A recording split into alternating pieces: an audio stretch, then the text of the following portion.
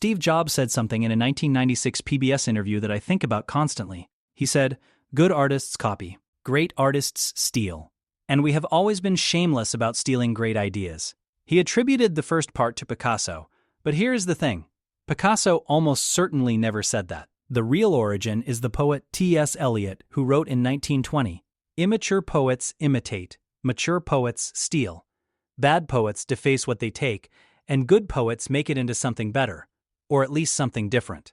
And that distinction between imitating and stealing, between copying the surface and stealing the idea, is the single most misunderstood concept in entrepreneurship, because every great company you have ever heard of was built on a stolen idea. Every single one. And the founders who understand the difference between copying and creative theft are the ones who build empires. Let me take you back to December 1979. Steve Jobs is 24 years old. He walks into Xerox PARC, the legendary research laboratory in Palo Alto, California, and what he sees inside that building changes the history of technology forever. Now, here is the deal that got him in the door. Jobs offered Xerox the right to buy 100,000 shares of Apple stock at the pre-IPO price of $10 per share, $1 million total. In exchange, Apple engineers got 3 days of access to PARC's research facilities. And what Jobs saw in that demonstration, conducted by engineer Larry Tesler, was the future. He saw the Xerox Alto computer. It had a graphical user interface, windows on a screen, icons you could click, and a device called a mouse that controlled a cursor. Nobody in the consumer market had ever seen anything like this. And, according to multiple accounts, Jobs started pacing around the room, then jumping and shouting, "Why are you not doing anything with this? This is the greatest thing. This is revolutionary." But here's what most people get wrong about the Xerox PARC story. They tell it as if Jobs walked in, saw the GUI, and copied it for the Macintosh. That is not what happened. What Xerox had was a prototype that cost $32,000 per unit. That is roughly $226,000 in today's money. The Alto was never commercially sold. It was a research project. The mouse that Xerox designed cost $300 to build and broke after 2 weeks of use. The windows on the Alto could only tile side by side. They could not overlap. There were no draggable icons, no pull-down menus. It was brilliant technology trapped inside an impractical, impossibly expensive research machine. What Apple did was not copy the Alto. Apple stole the idea, the concept of a graphical user interface controlled by a mouse, and then spent years reinventing every single element from scratch. Apple added overlapping windows. Apple added drag-and-drop file manipulation. Apple created the pull-down menu bar concept. Apple contracted a mouse that cost less than $15 to build, compared to Xerox's $300 mouse. Apple integrated all of this into a consumer product that ordinary people could buy and use. First the Lisa in 1983, then the Macintosh in 1984. And Xerox? They sold their Apple shares almost immediately for about $1.2 million. Had they held those shares, they would eventually have been worth billions. The company that invented the GUI received essentially nothing for it. The company that stole the GUI and made it useful became the most valuable company in the world. And I want to pause here because this is a pattern you will see again and again. Xerox PARC had some of the most brilliant researchers on the planet. They invented the GUI, the mouse, Ethernet networking, the laser printer object-oriented programming. They literally invented the modern computing paradigm, and they made almost no money from any of it, because invention without execution is just an expensive hobby. What Jobs understood, what Xerox's management did not, was that the gap between a research prototype and a consumer product is not a gap at all. It is a canyon, and bridging that canyon is where the real value is created. The Alto's GUI was a beautiful idea locked inside an impossible price point. The Macintosh's GUI was a usable reality that millions of people could actually buy. That transformation, from impossible prototype to accessible product, that is what creative theft actually means. And by the way, this same story played out again 22 years later with the iPod. When Apple launched the iPod on October 23, 2001, MP3 players had existed for years. The Diamond Rio P-MP 300 launched in 1998 with 32 megabytes of memory, enough for about 10 to 15 songs. The Creative Nomad came out in 2000 with 64 megabytes, about 30 songs, and terrible battery life because the hard drive consumed too much power. These products existed. They worked. Nobody cared about them. The iPod launched with a 5 gigabyte hard drive holding 1,000 songs. It had a revolutionary click-wheel interface. It had a 32 megabyte memory buffer that let the hard drive spin down to save battery. which was a critical engineering innovation. And it integrated seamlessly with iTunes, which offloaded library management to the computer and kept the device simple. The marketing message was 1,000 songs in your pocket, not portable digital audio or mobile entertainment solution. 1,000 songs in your pocket. Specific, personal, compelling. The iPod was not the first MP3 player. It was the first MP3 player that people actually wanted to use. Jobs stole the concept and reinvented the execution. Again, the iPod went on to sell over 400 million units and fundamentally reshaped the music industry. It paved the way for the iTunes Store, which launched on April 28, 2003, and gave record labels a legal alternative to piracy. And eventually, the iPod's success led directly to the iPhone, because Apple asked, what if the iPod could also be a phone? The entire Apple ecosystem, the most profitable business in the history of technology, traces its lineage back to creative theft. First from Xerox, then from Diamond, Rio, and Creative, then from Nokia and BlackBerry. Each time, Jobs saw what others had built, understood the thinking behind it, identified what was missing, and created something dramatically better. He was not a lone genius inventing things from thin air. He was the greatest creative thief who ever lived. And that brings me to what I call the creative theft formula.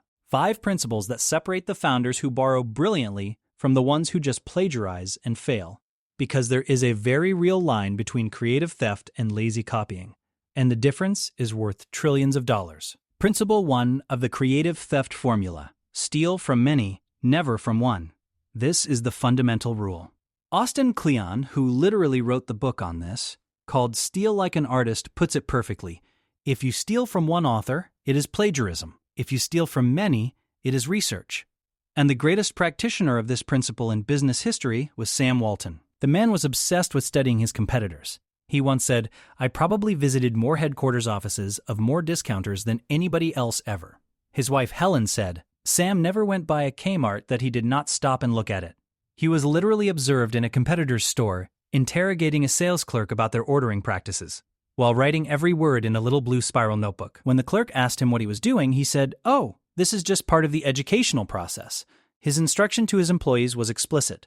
Go in and check our competition. And do not look for the bad. Borrow ideas liberally and improve on them. And his biggest theft was from Saul Price. Saul Price founded FedMart in 1954 and later Price Club in 1976, the first membership warehouse club. Walton visited Saul's FedMart in the 1960s and studied everything. He even admitted it openly.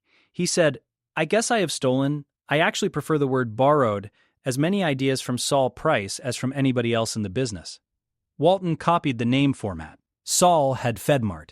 Sam created Walmart. Saul had Price Club. Sam created Sam's Club, which opened in 1983 right after Walton had dinner with Saul Price. Walton once brought a tape recorder to a Saul Price store and was openly recording observations. Security confiscated the recorder. Saul Price, to his credit, mailed it back intact. He did not even mind.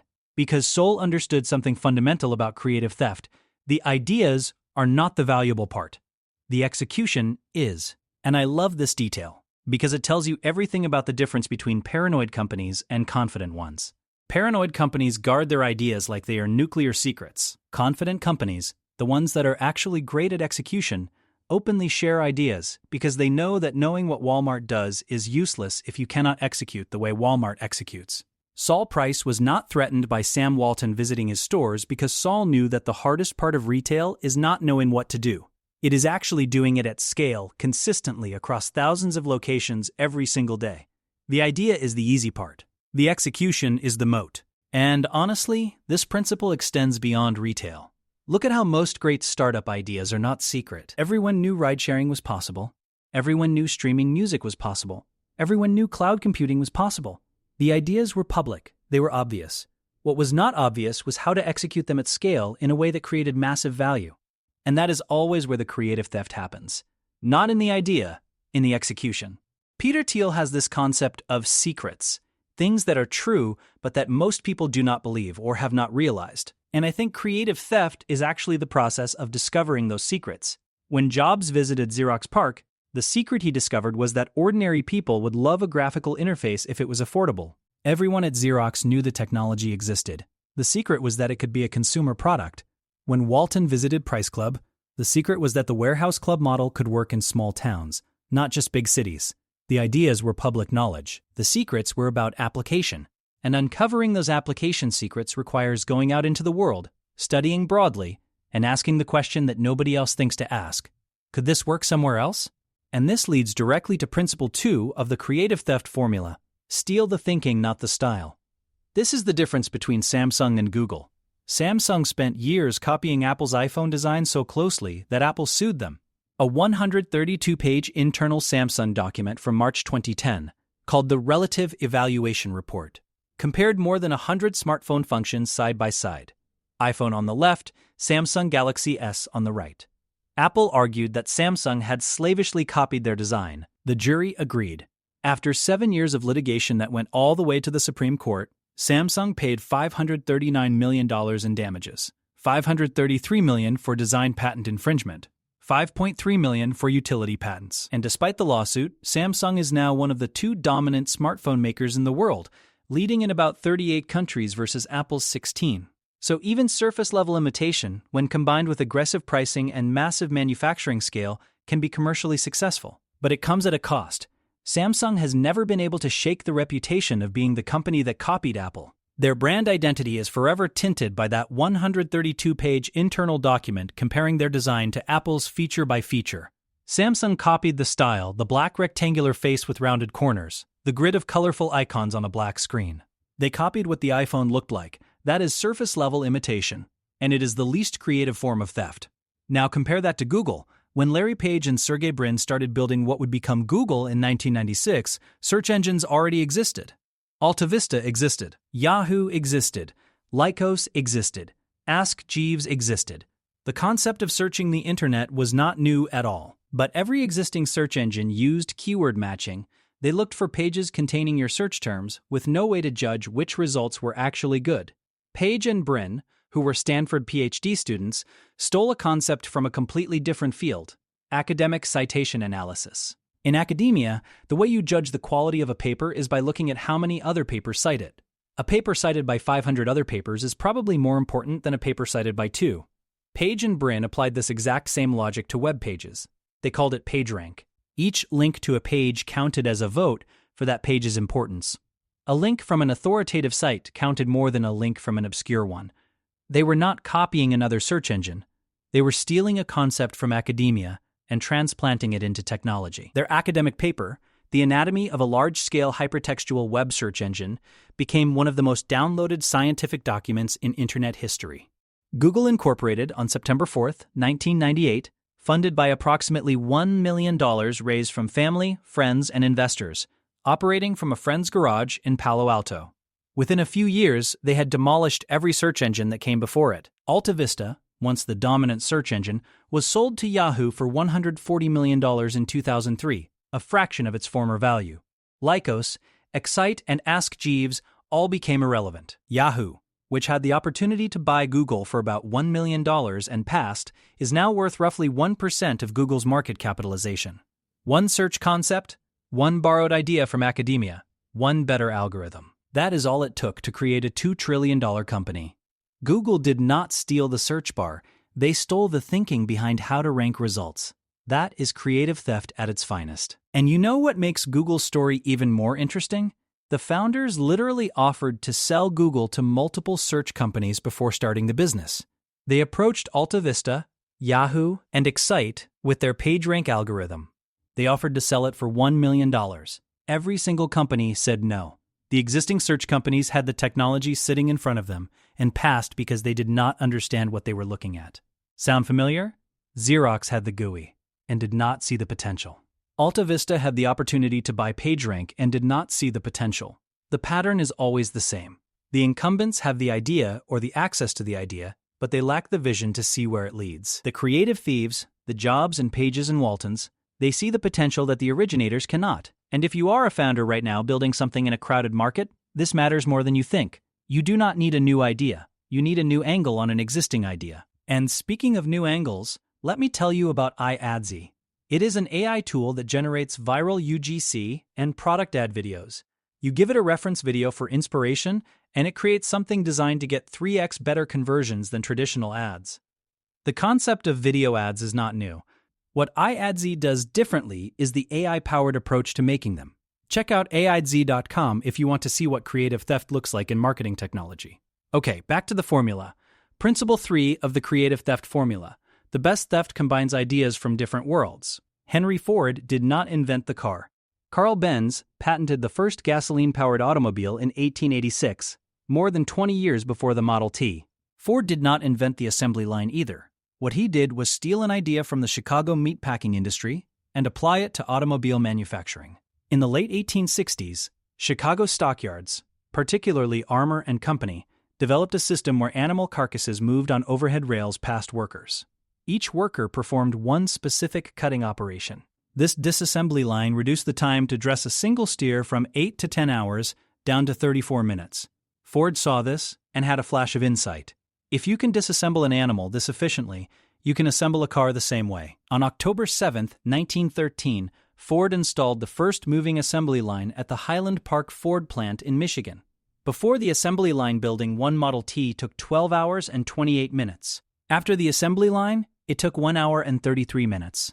An 87% reduction. And the price of the Model T dropped from $825 in 1908 to $260 in 1925, making the automobile accessible to the average American worker for the first time in history. Before the assembly line, a car was a luxury item for the wealthy. After the assembly line, it was a tool for the middle class. Ford did not just steal a manufacturing technique.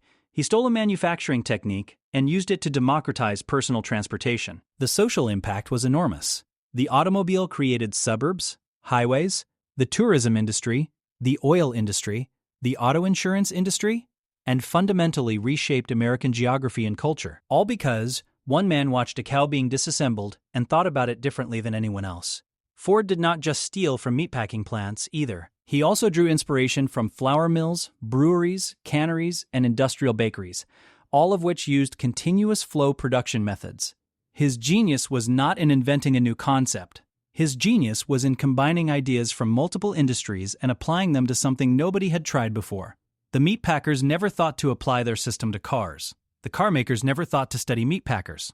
Ford lived at the intersection and connected the dots. And this is what NBER research on Nobel laureates has confirmed in an academic setting. Studies show that exposure to novel combinations of ideas, particularly from different locations and fields, substantially increases creativity. Scientists who work in multiple locations and are exposed to different research traditions produce their prize-winning work significantly faster. Innovation happens at the intersection of fields. It happens when someone who knows about meatpacking walks into an automobile factory. It happens when a Stanford computer science student applies a concept from library science to web pages. It happens when a frustrating taxi ride inspires someone who knows smartphone technology. The creative theft is always a cross-pollination event. You take something that works brilliantly in one context and transplant it to a context where nobody has thought to apply it. Quick side note, but this is important. A lot of founders think they need to spend all their time in their own industry. They go to the same conferences, read the same blogs, follow the same competitors. But the research suggests the opposite. The biggest innovations come from people who are fluent in multiple domains. If you are building a SaaS company, you might learn more from studying how Costco manages memberships than from studying another SaaS company's pricing page.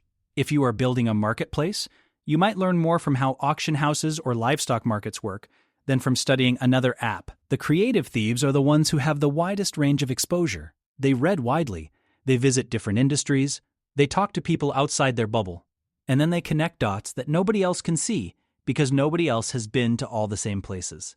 Ray Kroc did the exact same thing with McDonald's. Kroc was a 52-year-old milkshake machine salesman in 1954 when he noticed something strange.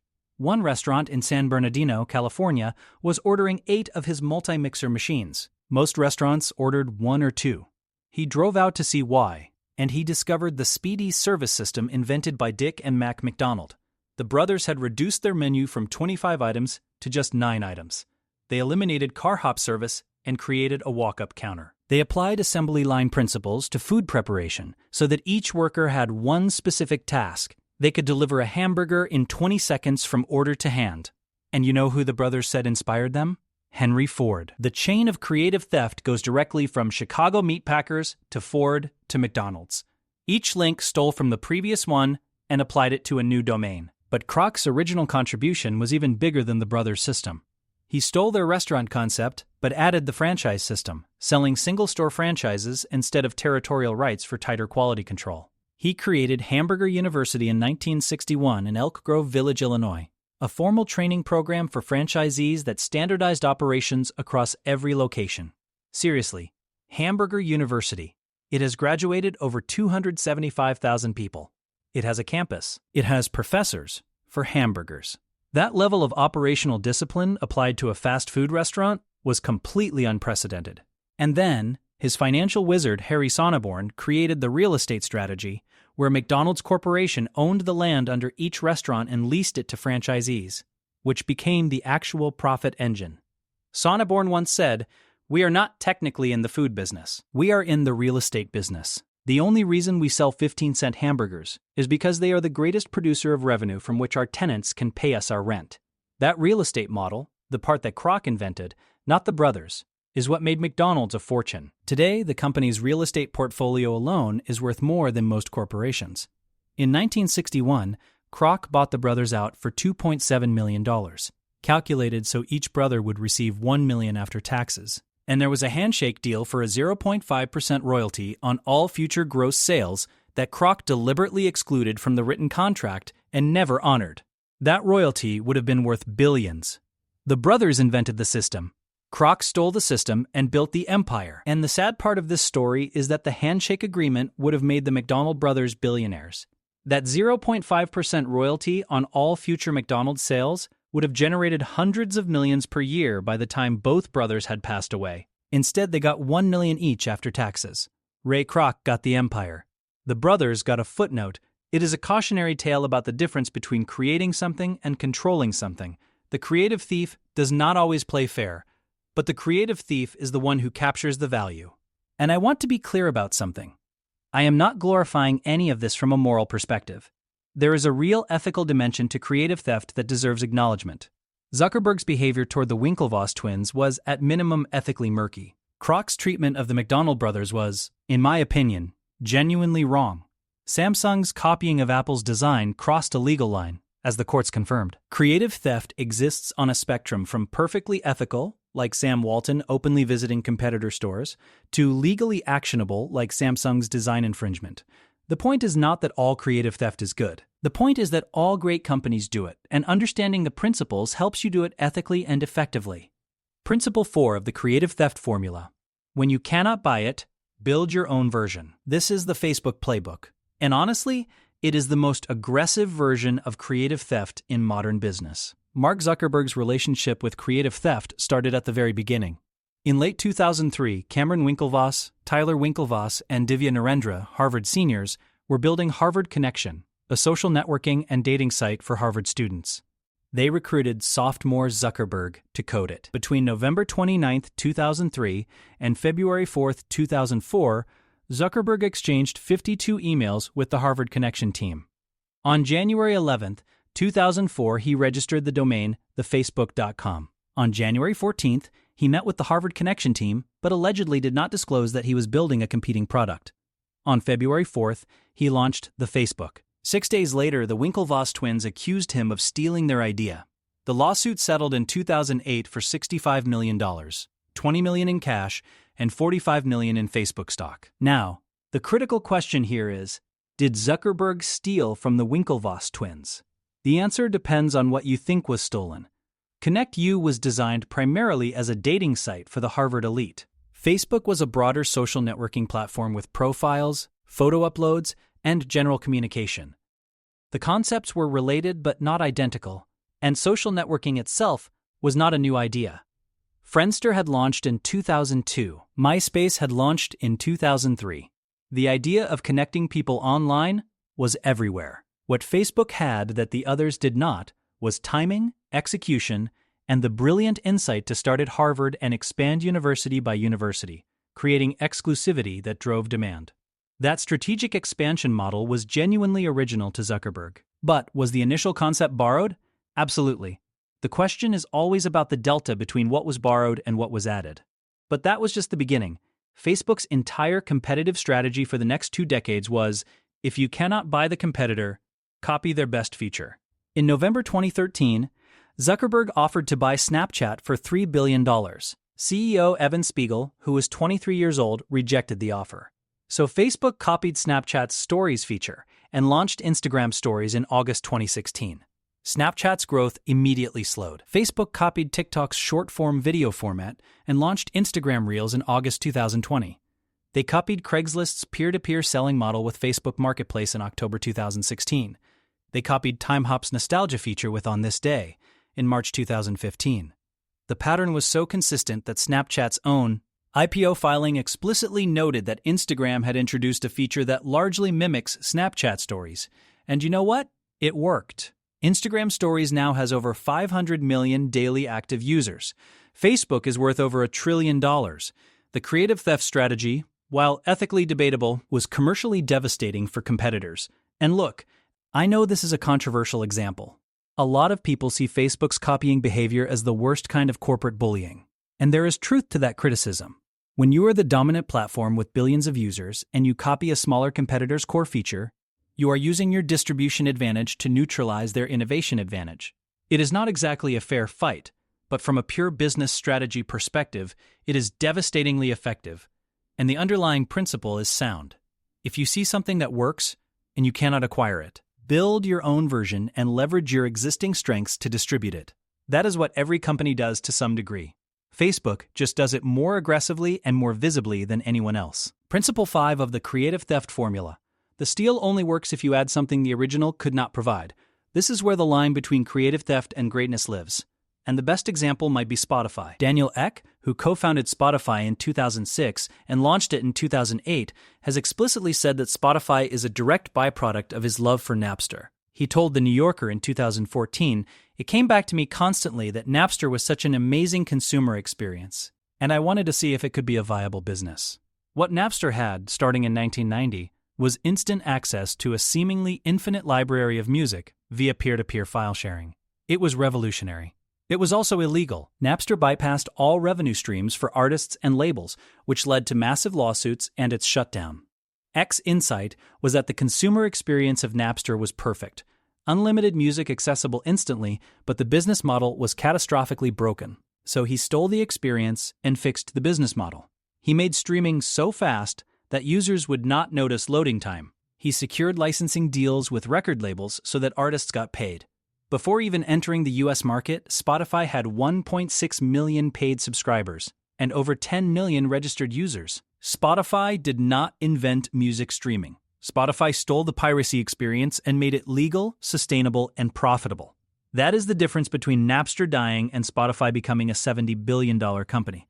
And I think this is maybe the most important principle in the entire formula, because it explains why some creative theft creates enormous value, and some just creates a pale imitation. The question is not, what did you steal? The question is, what did you add that the original could not provide? Napster could not provide legal licensing. Spotify could. Apple's competitors could not provide a $15 mouse. Apple could. Google's predecessors could not provide relevance ranking. Google could. In every case, the creative thief took what was great about the original and then solved the problem that was preventing the original from reaching its full potential. That is the formula. Find something great that is held back by a solvable problem. Steal what is great, fix what is broken, and make the result accessible to millions of people who could never access the original. And you know, this connects to something Austin Kleon writes about in Steal Like an Artist that I think is profound. He says, "Do not just steal the style. Steal the thinking behind the style. It is not about looking like your heroes, but seeing like your heroes." Most people who try to copy a successful company copy what it looks like. They copy the website design, the feature set, the pricing page. That is style. The creative thieves copy the thinking. They ask, why does this work? What problem does it actually solve? What is the deeper insight behind the surface-level execution? And once you understand the thinking, you can apply it in a completely different way. Jobs did not copy what the Xerox Alto looked like. He understood why a graphical interface was better than a command line. Ford did not copy what a meatpacking plant looked like. He understood why a moving line was faster than stationary assembly. The thinking is transferable. The style is not. And I want to emphasize this because I think it is the single most important takeaway from this entire episode. If you are a founder right now struggling with the feeling that your idea is not original enough, I want you to shift your focus. Stop worrying about whether your idea is new. Start worrying about whether you understand the thinking behind the best ideas in your space. Go study them, not just in your industry. Study the best ideas in healthcare, in logistics, in entertainment, in agriculture. Study how the best restaurant in your city manages its supply chain. Study how your favorite musician structures a song. Study how great teachers hold attention. The thinking behind great work is universal. And the founder who can transplant great thinking from one domain to another will always outperform the founder who is trying to invent something entirely new. Uber did the same thing with taxi dispatch. Garrett Camp was frustrated with San Francisco taxi service in 2009. The entire concept of dispatching vehicles to passengers had existed for over a century. Uber's early pitch deck explicitly cited the problems: aging fleets, radio dispatch technology from the 1970s, needing to hail by phone call or hand flagging, no GPS coordination, and significant driver dead time. What Uber added was GPS-based matching, a smartphone app, cashless payment, driver ratings, and the elimination of the medallion licensing bottleneck. They stole the core idea, someone drives you somewhere for money, and layered on technology that made it 10 times better. Same idea, radically different experience. And Uber did not just steal from taxis. The surge pricing algorithm was borrowed from the airline industry's yield management systems, which have been dynamically adjusting prices based on demand since the 1980s. The driver rating system was borrowed from eBay's seller rating system. The cashless payment was borrowed from e-commerce. Uber was a combination of ideas from at least 4 different industries, none of them original, all of them powerful when combined. And Amazon Web Services is another fascinating case. The popular myth is that Amazon had spare server capacity and decided to rent it out. That is not true. By 2000, Amazon's engineering teams were spending 70% of their time building basic infrastructure that every project needed: storage, computing, databases. At a 2003 executive retreat at Jeff Bezos' house, the team realized Amazon had accidentally become very good at running infrastructure services. The concept they stole was utility computing, the idea that computing should be available like electricity from a power grid. That idea had been theorized for decades. Amazon's original contribution was actually building it at massive scale and making it available to anyone, including, as Bezos said, a kid in a college dorm room. AWS launched its first public service in November 2004 and now generates over $90 billion in annual revenue. They did not invent the concept of cloud computing. They stole it and executed it better than anyone imagined possible. And here is a detail about AWS that most people do not know. When Amazon first proposed the idea internally, many people thought it was crazy. Why would a bookstore start selling computing infrastructure? It made no sense from a traditional strategy perspective. But Bezos saw what the rest of the market could not see, that Amazon had accidentally built world-class infrastructure capabilities, and those capabilities could be packaged as a service. The creative theft was not just the concept of utility computing, it was the insight that Amazon's own internal tools were the product. They just needed to package them for external customers. AWS now accounts for the majority of Amazon's operating profit. The infrastructure that Amazon built to sell books is now the backbone of half the internet. And it all started because someone looked at an internal capability and asked, could someone else use this? This is actually a really underrated form of creative theft, by the way. Looking inside your own company and asking what you have built for yourself that could be valuable to someone else. Slack started as an internal communication tool at a gaming company called TinySpec. The game failed, but the chat tool the team built to collaborate was so good that it became Slack, which sold to Salesforce for $27.7 billion. Flickr started as a feature inside a multiplayer online game called Game Never Ending. The game failed, but the photo-sharing tool became Flickr, which Yahoo acquired. The pattern is consistent. Sometimes the most valuable thing in a failed project is not the project itself, but a tool or capability you built along the way. That is creative theft from yourself. And speaking of executing ideas better than competitors, if you are building a brand right now and need marketing content that actually converts, check out AI Adsy. It is an AI-powered tool that creates viral UGC and product ad videos. Give it a reference video, and it generates content designed for 3x better conversions. AIAdsy.com. Seriously? It is the kind of tool that makes you wonder why you were doing it the old way. Okay, let me bring this all together. So here is what I keep coming back to after studying all of these stories. Kirby Ferguson, who made the documentary Everything is a Remix, identified the 3 elements of all creativity: copy, transform, and combine. You copy to learn. You transform what you copied by adding your own perspective. And you combine ideas from different domains to create something genuinely new. These are not just the components of remixing, Ferguson argues, they are the basic elements of all creativity. And I want to emphasize the combine part because I think it is the most underappreciated element. Copying is what beginners do, transforming is what competent people do, but combining, taking ideas from completely unrelated fields and mashing them together, that is where magic happens. Every single breakthrough I have discussed in this episode was a combination. The GUI plus affordable hardware. Academic citation analysis plus web search. Meatpacking disassembly plus automobile manufacturing. The speedy service system plus franchising plus real estate. Napster's user experience plus legal licensing deals. Taxi dispatch plus smartphones plus GPS. The originals are never original. The combinations are. And when you look at the founders who built the biggest companies, they all followed this exact pattern. Jobs copied the GUI concept from Xerox, but transformed it by making it affordable and usable, and combined it with the concept of a personal household appliance. Google copied the concept of search, but transformed it by applying academic citation analysis. Ford copied the disassembly line from meatpackers and transformed it into an assembly line for cars. Walton copied from every retailer he could find and combined their best practices into one operation. Kroc copied the McDonald Brothers system and combined it with a franchise model and a real estate strategy. None of them invented from nothing. Every single one of them was, in T.S. Eliot's words, a mature poet who stole and made what they took into something better. And here is the part that I think should give every aspiring founder tremendous hope. Because if innovation requires inventing something from scratch, then only a tiny handful of people can ever innovate. You would need to be a once-in-a-generation genius. But if innovation is really about seeing what already exists, understanding why it works, identifying what is missing, and combining it with something from a completely different world, then anyone with curiosity and determination can innovate. You do not need a revolutionary idea. You need a revolutionary combination. Sam Walton said it best. Most everything I have done, I have copied from someone else. And he built the largest retailer in the history of the world. The man who freely admitted to copying everyone else built the company that put most of his competitors out of business. Think about the irony of that. Kmart, which Walton studied obsessively, filed for bankruptcy in 2002. Woolworths, which Walton also studied, closed its last store in 1997. The student studied the teachers and then surpassed every single one of them. Not because he was smarter or had more resources, because he was more systematic about combining the best practices of everyone he studied into a single coherent operation.